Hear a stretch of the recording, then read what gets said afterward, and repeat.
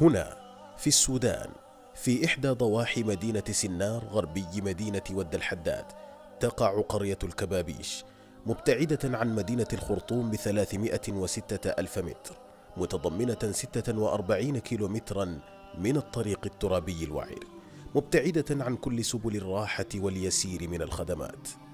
القرية دي تأسست من السلطنة الزرقاء، ما حصل شبعت في الموية دي إلا المطر، والموية اللي عندنا الموجودة دي حدها شهر 2، فيما بعد شهر 2 بتقيف.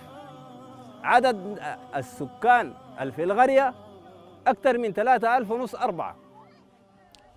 والغورة المجاورانة عندنا قرية هنا قريبة اسمها بيضاء، برضها فيها حفير زي دي، لكن برضها بتنتهي، حتى لو ما انتهت مويتها مدتها بتنتهي، بتبقى ما صالحة للشرب. الكبابيش هي تلك البقعة التي تقاسي الويلات وتعزي نفسها ناطقة وسائلة عن كل أحرف الحياة التي لم تعد فيها، ناحبة على حالها وفقدها الجلل، وهو مورد المياه. فإن مصدرهم الوحيد للمياه هو حفير بسعة 3000 متر مربع يشرب منه الإنسان والحيوان في تلك القرية. يطلب سكانها الماء فيغدون مصبحين حاملين براميلهم وما أوتوا من أوانيهم، وليس فيها سوى الهم والأسى على صبي لم يكمل بداية العلم، وعلى أحلام وآمال لطفل بريء غرقت من دون ماء. أناس يتشاطرون الماء بينهم وبين دوابهم المرهقة التي تحمل معهم الإناء المحمل بالعناء لبئر الحياة، لا تعرف العافية للسير في أجسادهم سبيلا، فلا تعلم يطال ولا صحة تقال، كلها آمال صارت مستحيلة أمام نعمة الماء وفقدانها. تعيش تفاصيل يوم مؤلم بعد حصولهم على غرفات من مياه، فمنها يستقون ومنها يأتدمون. تتوالى الخطوات الصغيرة كل صباح، يتسابق الشبان ومن أجبر من الشياب إلى واد غير ذي زرع يسمى بالحفير، يتهافتون فيه، كل يسقي للآخر، ولكن حتى الحفير لا يدوم لهم، فعادة ما تخمد الروح فيه بعد 20 يوما وتجف منه المياه. ليهيئ كل منهم نفسه للركب الأكبر، للبحث عن ينبوع حياة آخر لا يقل بعده عن 7 كيلومترات، وذلك إن وجد. والله هذه الحفيرة شايفينها بعينكم دي، والله الكلاب يشربن ونحن نشرب، والبيض يبيض، الجداد السمير يبيض، كل الطير ده كله معاهن. يعني والله إن شاء الله تعبانين في دواء المويه دي، والله تعب شديد والله. والله سعيدات إلا ضيعنا إلا عدم المويه دي، والله مضيعنا إلا عدم المويه. ولقد قام وفد من المنظمة الخيرية للمياه بالوقوف على المعاناة والتحدث إلى أهل القرية وأخذ عينات من مياه الحفير وعمل دراسات وأبحاث لحفر بئر بعمق 450 مترا، وهو الحد الأدنى الذي يتوقع فيه حصول المياه حسب تضاريس المنطقة. وقامت بوضع تصور يمثل الاحتياج الأساسي للمحطة ومكوناتها حتى تخرج عينا صالحة للشرب وتقر بها أعين أهل قرية الكبابيش.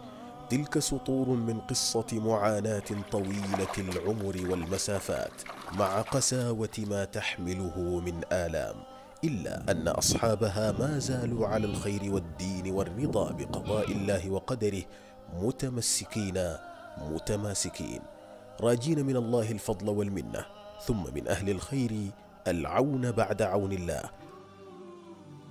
المشكلة واضحة، زي ما نحن مشينا وعملنا تقرير عن الحاصل، إنه الناس زي اللي بيشربوا من حفير، هذا الحفير بتشرب معاهم جميع أنواع الدواب والثروة الحيوانية، وبالتالي يعني نحن بنتكلم عن مشكلتين: مشكلة موية ملوثة ما بتحتاج لأنه يودوها المعمل يفحصوها، وتاني مشكلة إنه هذه الموية ذاتها يعني بعد شهر حتنتهي، فحيضطر هؤلاء الناس إنهم هم يركبوا الدواب ويمشوا أقل شيء 7 كيلو عشان يجيبوا جركانة بتاعت موية.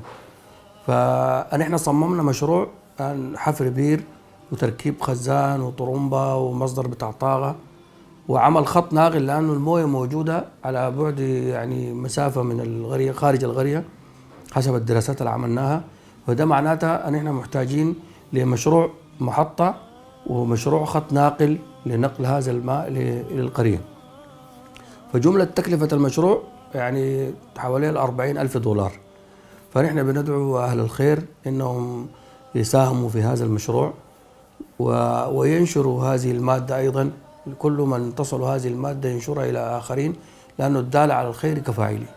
وهنا دعوة لكل محب للخير ومحسن، لكل من يستطيع أن يكون سببا في عود الحياة إلى القرية، وعودة أطفالها إلى مدارسهم، والصحة إلى أجسادهم، والطمأنينة إلى أهاليهم.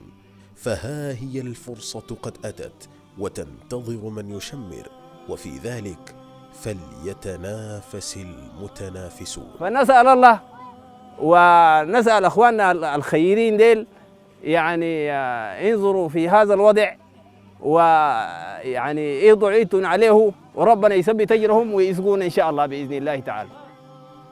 المنظمة الخيرية العالمية للمياه.